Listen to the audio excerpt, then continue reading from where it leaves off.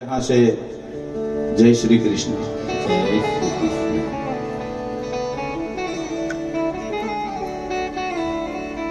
मंगलमय दिन बीत रहे हैं। भगवान की पावनकारी कथा यात्रा में चलते चलते हमने कल कृष्ण जन्म का बहुत अच्छा और बहुत बड़ा उत्सव मनाया।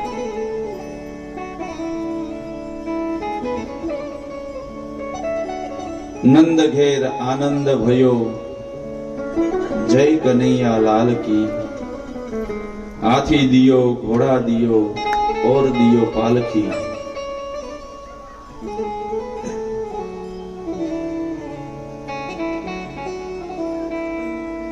ऐसा कहा गया है कि जहां ठाकुर जी की कथा चलती है, भगवान कृष्ण की कथा जहां चलती है, वहीं नंदगांव ही बन जाता है। वो जगह नंदगांव बन जाती है।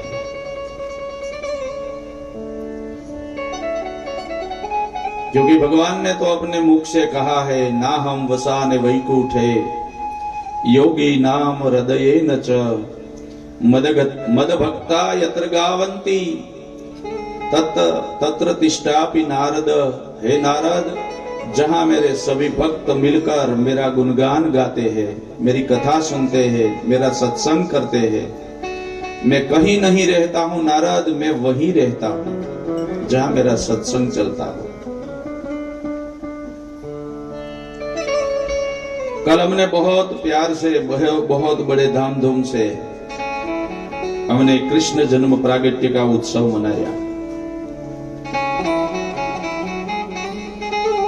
जब गोकुल में जब कृष्ण नहीं थे, तब भी गोकुलवासी गोकुल में रहते थे। लेकिन कृष्ण प्रागट्य के बाद गोकुल की रौनक ही बदल गई है। क्योंकि एक बार जीवन में यदि प्रभु का प्रागट्य हो जाए ना बाप, एक बार अगर हमारे हृदय में प्रभु का प्रागट्य हो जाए, हमारे जीवन में प्रभु का प्रागट्य हो जाए, फिर किसी भी प्रकार का शोक नहीं रहता। सदा आनंद ही आनंद रहता है, सदा आनंद रहता है।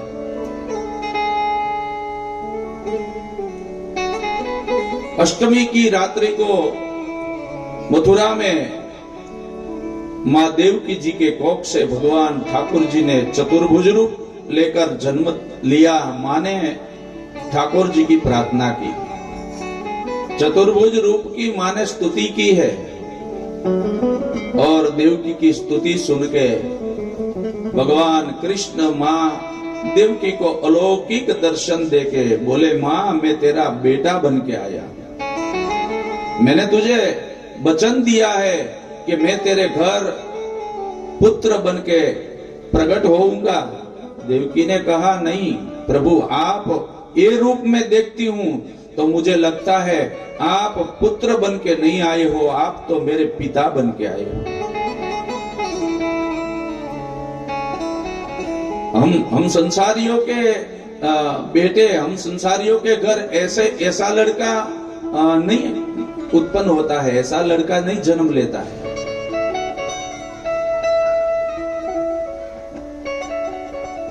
आपका रूप देखो, चार भुजाएं, हाथ के अंदर 4 प्रकार के चिन्ह, शंख चक्र गदा पद्म, ये लेकर आप जन्मे हो। अगर आपने वचन ही दिया है कि मैं लड़का बन के, बेटा बन के आऊंगा, तो हे ब्रह्म तू बालक हो जा। मुझे ब्रह्म नहीं चाहिए, मुझे तो बेटा चाहिए। तब जाके भगवान ने अपना चतुर्भुज रूप विलीन किया और शिशु रूप में भगवान प्रकट हो गए। शिशु रूप में भगवान प्रकट हुए। देवकी और वसुदेव के आनंद चरम सीमा पे है। आनंद इसके हृदय में समाया नहीं जा रहा। तब नंद ने सोचा, वसुदेव ने सोचा कि जितने संतान हुए वो सब तो मैंने कंस को दे दिए, कंस ने सबको मार दिया, लेकिन ये लड़का मैं कंस को नहीं दूंगा। और भगवान प्रकट हुए ना, तो दोनों हाथों की बेड़ी थी, पैर में जो जंजीरें पड़ी थी, जितना भी बंधन था, बंधन सब टूट गया। इसका अर्थ आप समझते हो? वसुदेव का बंधन सब टूट गया, भगवान इसके वहां प्रकट हुए इसलिए। तो कहने का मतलब यह है मेरे भाई बहन कि जो भी व्यक्ति हृदय से भगवान की पूजा करता है ना, जो व्यक्ति हृदय से भगवान की सन्मुख रहता है, इसके जीवन में किसी भी प्रकार का बंधन हो, किसी भी प्रकार की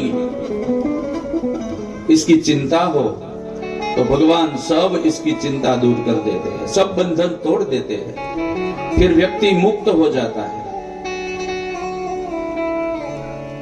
आज वसुदेव के सारे बंधन टूट गए। कारागृह के अंदर एक टोपला मंगा के इसके अंदर बराबर अच्छे रेशमी वस्त्र को बिछा के देवकी ने अपने लाला को गले लगाया। देवकी रो रही है, हैं? हमारा बच्चा जब बड़ा हो जाए और पढ़ाई के लिए या तो नौकरी के लिए अगर हमको बाहर भेजना है, तो जितना बाप को नहीं तकलीफ होती है ना, इतने इसकी माँ का हृदय रड़ता है। वो ना भी नहीं बोल सकती, इन्हें भेजने को मन भी नहीं है? कौन माँ ऐसी है कि अपने बच्चे को अपने से दूर करे? कोई माँ ऐसी नहीं है। भगवान सभी घर में जा नहीं सकते थे। भगवान ने सोचा कि मैं घर घर में एक साथ नहीं जा सकूंगा, इसलिए भगवान ने कहा है कि मैं सभी घर में एक साथ नहीं जा सकता था, इसलिए तो मैंने माँ का सर्जन किया है। जो माँ है ने वो मेरा ही स्वरूप है, प्रत्येक बच्चे की माँ। और ये तो भगवान तो अभी जन्म लिए है, कैसे ही उसको अपने पास से दूर कर सकती है? बहुत रोई, बहुत रोई, पर क्या करे? एक अपने बच्चे को दूर करने का थोड़ा शौक था, और दूसरा कंस आ जाएंगे और मेरे बच्चे को मार डालेंगे, इसका डर था।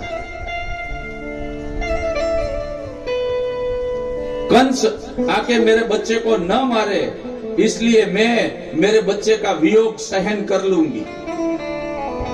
और वसुदेव निकले, मस्तक के ऊपर कृष्ण का टोपला लेके धीरे धीरे धीरे धीरे यमुना के तट पे आए। यमुना में बहुत पानी है, श्रावण महीना है? आषाढ़ और श्रावण महीने में तो इतनी बारिश होती है, इतनी बारिश होती है कि नदियां उफान पे होती है। और आज यमुना में उफान आई है। यमुना नंद को इस तट से सामे तट पे जाने तक रास्ता नहीं दे रही है। वसुदेव जी सोच रहे कि अंदर उतरूंगा तो यमुना मुझे और मेरे बच्चे को दोनों को बहा के ले जाएंगी, समुंदर में फेंक देगी। क्या करूं?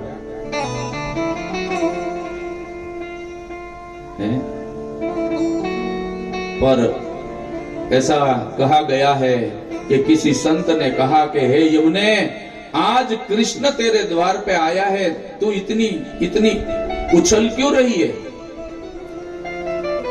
तू इतनी क्यों उछल रही है?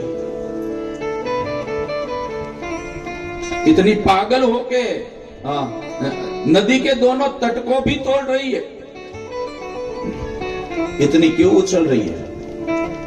तब यमुना ने बहुत अच्छा जवाब दिया, बहुत अच्छा। यमुना बोली कि ये मैं नहीं उछल रही हूं, मेरे हृदय के भाव उछाला मार रहे हैं, उछल रहे हैं। क्योंकि नियम ऐसा है कि सरिता नदी दौड़ के सागर को मिलने जाती है। कोई भी नदी ले लो, फिर छोटी हो या बड़ी हो, सागर को यदि मिलना है ना तो नदी को दौड़ के सागर को मिलने के लिए जाना पड़ेगा। आज यमुना ने कहा कि हमको रोज सागर को मिलने के लिए दौड़ के जाना पड़ता है, लेकिन आज सागर स्वयं मुझे मिलने आया है। इसके हृदय का मेरा आनंद उछाला मार रहा है। मेरे हृदय में आनंद है, आज सागर मुझे मिलने आया है, जगत का नाथ मुझे मिलने आया है। और दूसरे संत ने कहा कि यमुना ये इतना आनंद में क्यों है तू? तब यमुना ने कहा कि बाबा आप नहीं जानते, ये जो वसुदेव के सर के ऊपर टोपला है और टोपले के अंदर जो बच्चा सो रहा है ना, आप इसको बच्चा मानते हो, लेकिन सही अर्थ में वो मेरा पति है? यमुना है वो कृष्ण प्रिया है। मैं मेरा पति का मुंह देखने के लिए उछल रही हूं। टोपले में है ना, मुझे बराबर दिखाई नहीं दे रहा है। कारण जो भी हो, बहुत से कारण है, बहुत से कारण है, लेकिन जो भी कारण हो, जब वसुदेव जी आधी नदी पार कर गए और रास्ता नहीं मिल रहा था, बहुत अंधेरा था, तब कृष्ण को लगा कि जब तक यमुना को मैं टच नहीं करूंगा, स्पर्श नहीं करूंगा, तब तक यमुना रास्ता नहीं देगी। भगवान ने अपना दाहिना पैर बाहर निकाला और धीरे धीरे करके नीचे पैर लाए, और यमुना जब उछली और भगवान ने पैर नीचे किया, यमुना और कृष्ण के पैर का संगम हुआ तो यमुना शांत हो गई। मानो यमुना को भगवान कृष्ण आशीर्वाद दे रहे हैं। यमुना के हृदय में आंसू आ गया है। मेरा नाथ आया, मेरा प्रभु आया, मेरा ठाकुर आया। यमुना शांत हो गई। धीरे धीरे करके वसुदेव जी गोकुल में आए। कोई नहीं जग रहा है, सब सो रहे हैं। नंदालय में आए, यशोदा जहां सोई थी वहां जाके देखा तो यशोदा के बाजू में एक अलौकिक बाल की बच्ची सो रही है, लड़की सो रही है। और जी तो नहीं करता है, हृदय मान नहीं रहा है अपने बच्चे को छोड़कर जाते हुए, फिर भी क्या करे। वसुदेव ने अपने कन्हैया को टोपले में से निकाल के यशोदा के बाजू में सुला दिया। जो बच्ची सो रही थी इसको लेके टोपले में ले लिया और अपने बच्चे के ऊपर प्रेम से हाथ फिराते हुए, अपने बच्चे के गाल के ऊपर दो चार चुम्मी करते हुए, आंख में आंसू लेके बच्ची वाला टोपला सर के ऊपर लिया और फिर धीरे धीरे धीरे धीरे यशोदा के कक्ष से वो बाहर निकल रहे। जब घर के दरवाजे पे आए ना तो वसुदेव का पैर ठहर गया, रुक गए और एक नजर पीछे मुड़ के अपने बच्चे के ऊपर देखा ना तो वसुदेव की आंखों में यमुना और गंगा जल मानो बह रहा हो, चौधार आंसू से रो रहे हैं। जैसे गए थे किसी को पता न चले, इसी प्रकार मथुरा आए। मथुरा के अंदर आके कारागृह के अंदर जब उसने प्रवेश किया तो फिर से बंधन लागू हो गया। कारागृह का दरवाजा बंद हो गया। चौकीदार जो सो गए थे वो सब उठ गए। बच्ची के रोने का आवाज सुन के सब चौकीदार दौड़े, कंस को बोले, कंस महाराजा दौड़िए। बोले क्या? बोले देवकी ने 8वें गर्भ को जन्म दिया है, 8वें बच्चे को जन्म दिया है। कंस आया और देखा तो बच्ची, लड़की को देख के कंस मारने गया तो देवकी बोली कि भैया तूने मेरे 6 लड़के को मार दिया, ये तो दिकरी है, ये तो लड़की है, वो तुझे क्या मारेगी। और तू मेरे चाचा का लड़का है ना, तो मैं तुझे वचन देती हूँ कि जब मेरी लड़की बड़ी हो जाएगी ना, तब ये लड़की मैं तेरे लड़के के साथ शादी करके तेरे घर भेजूंगी, हम दोनों समधी होंगे। कंस बोले ये काल है, काल को मेरे घर में मेरी पुत्र वधू बना के ले आऊं? ऐसा मैं मूर्ख नहीं हूं, ऐसा मूर्ख मैं नहीं हूं। कंस विचार करता है, हकीकत में है लड़की, लेकिन रिस्क नहीं लेना है, खतरा नहीं मोड़ना है। अगर इसको जिंदा छोड़ दिया तो लड़की भी मुझे मार सकती है। आकाशवाणी ने तो कहा है कि देवकी का 8वां गर्भ तेरा काल है, लेकिन ऐसा नहीं कहा कि देवकी का 8वां गर्भ और लड़का तुझे मारेगा। बच्ची का दोनों पैर पकड़ के गोल गोल घुमा के जब दीवार पे पटकने गया तो वो बच्ची नहीं थी, योग माया थी। 8 भुजा लेके अष्टभुजाली होके आकाश में उड़ गई और नीचे ध्यान करते हुए कंस को कहकर गई, हे मूर्ख कंस, तू मुझे शुभ क्या मारेगा? तेरा काल कब से सलामत स्थल पर पहुंच गया है। अब तुझे जितना चौकन्ना रहना है चौकन्ना रह जा, लेकिन तुझे मारने से कोई नहीं बचा सकता, मरने से।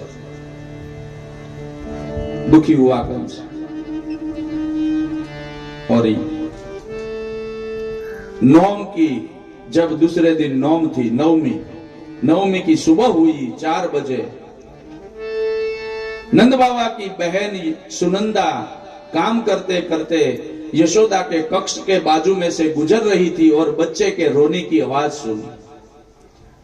सुन के जब दौड़ के यशोदा के पास गई तो अलौकिक बालक को देख के यशोदा को कहने लगी, यशोदा, ओ यशोदा। बोले क्या है? बोले तेरे घर लाला भैया है। यशोदा एकदम देखने लगी तो चंद्र की किरण जैसा और दूध के उबाल जैसा, दूध के फीण जैसा, झाग जैसा अपने बाजू में पुत्र देख के यशोदा के आनंद का पार न रहा। दौड़ने लगी सुनंदा। भाई नंद बाबा गौशाला में गायों की सेवा कर रहे थे, दौड़ती आई, बोली, भैया, ओ भैया। बोले क्या है? बोले तुम्हारे घर लालो भैयो। अपने गले में मोतियों की माला पहनी थी। नंद जी माला तोड़ तोड़ के अपनी बहन को बधाई दे रहे थे और दौड़ते हुए अपने गुरु के पास गए और सभी गोप बाल को बोला कि मेरे घर लड़का हुआ। और नौम की सुबह में सब गोप बाल और पूरे गोकुल के वासी गा रहे थे। हैं? सभी औरतों के हाथ में कंगन था, पैर में घुंघरू था, सब छुम छुम बजते थे और गा रहे थे। हैं?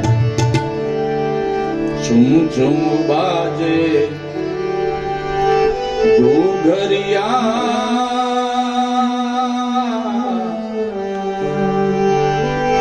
सब दिखलावे काना, मेरे घर आए आए, मेरे घर आए।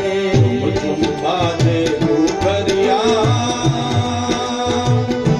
सब दिखलाए काना, मेरे घर आए आए, मेरे घर आए, मेरे घर आए, मेरे घर आए।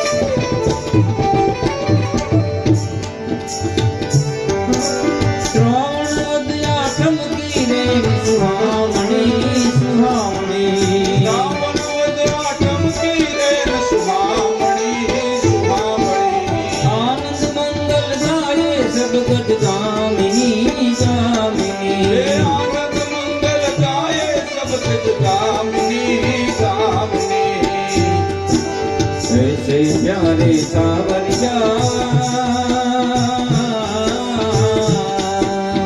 ऐसे प्यारे प्यारे ऐसे प्यारे सावरिया नयनन चाहते आए मेरे घर आए आए मेरे घर आए मेरे घर आए आए मेरे घर आए मेरे घर आए कान्हा मेरे घर आए मेरे घर आए कान्हा मेरे घर आए। सब गा रहे हैं, गोप गोपी ग्वाल, छोटे से छोटा बच्चा और बड़े से बड़ा बुजुर्ग आज गोप